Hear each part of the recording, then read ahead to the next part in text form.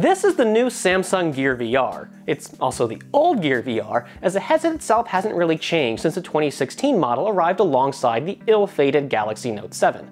But Samsung's still back with an upgrade, pairing this old headset with a new wireless motion controller.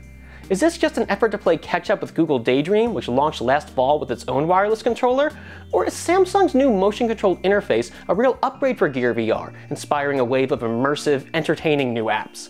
I'm Stephen Shank with PhoneArena, bringing you a closer look at the new Samsung Gear VR, now with wireless motion controller.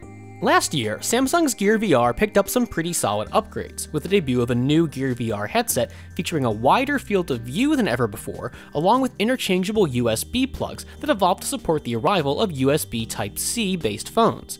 While Samsung's inaugural Type-C phone, the Galaxy Note 7, has now gone the way of the dodo, the new Galaxy S8 family is finally here to put that hardware to good use. The basics of the Gear VR viewer remain unchanged since we reviewed this headset last year. Just pop in your Samsung Galaxy phone, install the latest Oculus software, and you're ready to start enjoying one of the most impressive virtual reality experiences you'll find on any smartphone. And truth be told, it's even better now that the Galaxy S8 has arrived.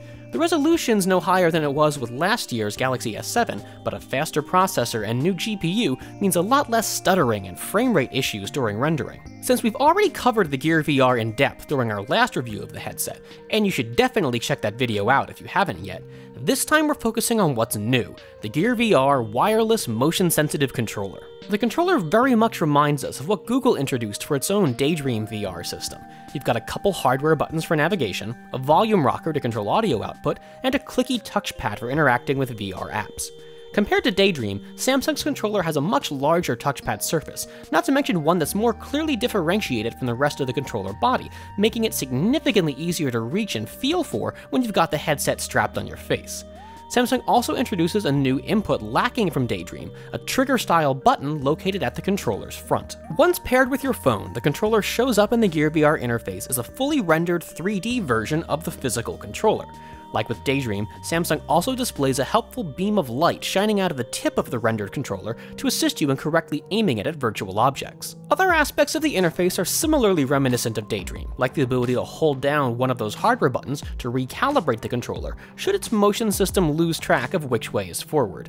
Like Daydream, there's a bit of drift now and then, but with the Gear VR we also saw a few big jumps in orientation, though again, nothing recalibration couldn't fix. Slightly more annoying were times when the system lost track of the controller altogether, though popping the batteries out and back in tended to solve that right quick. Speaking of batteries, unlike Daydream, which recharges over USB Type-C, Samsung's controller uses plain old regular AAA batteries.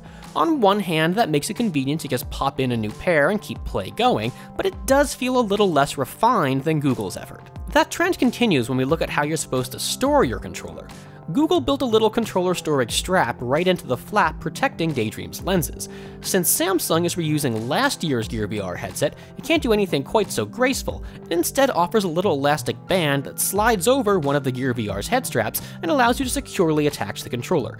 It works, no question there, but like the battery issue, comes across as cheaper, less polished than Daydream. Okay, but what about actually using the controller? Well, right now there aren't a ton of Gear VR apps with native controller support.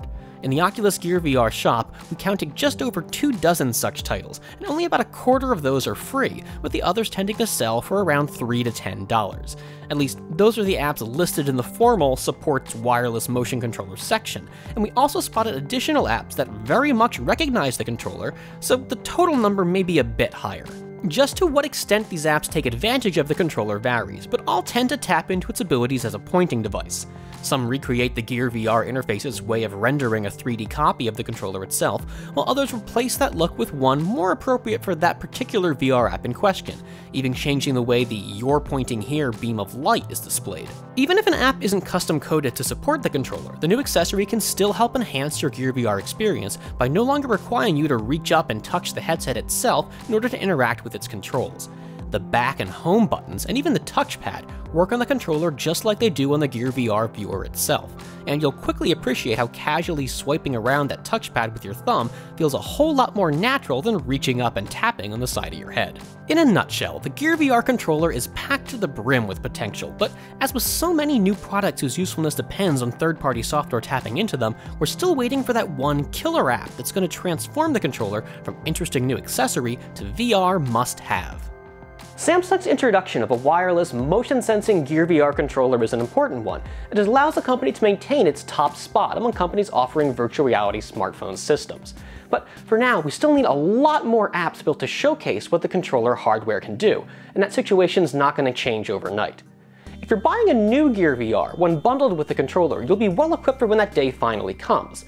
And if you already have an existing Gear VR, the controller upgrade is only $40. Now, that's not a bad price, but you may want to hold off for just a bit until the app situation improves. At least that way you can feel a little more confident you're getting your money's worth. I'm Stephen Shank with PhoneArena. Thanks for watching, and be sure to subscribe so you don't miss any mobile tech coverage.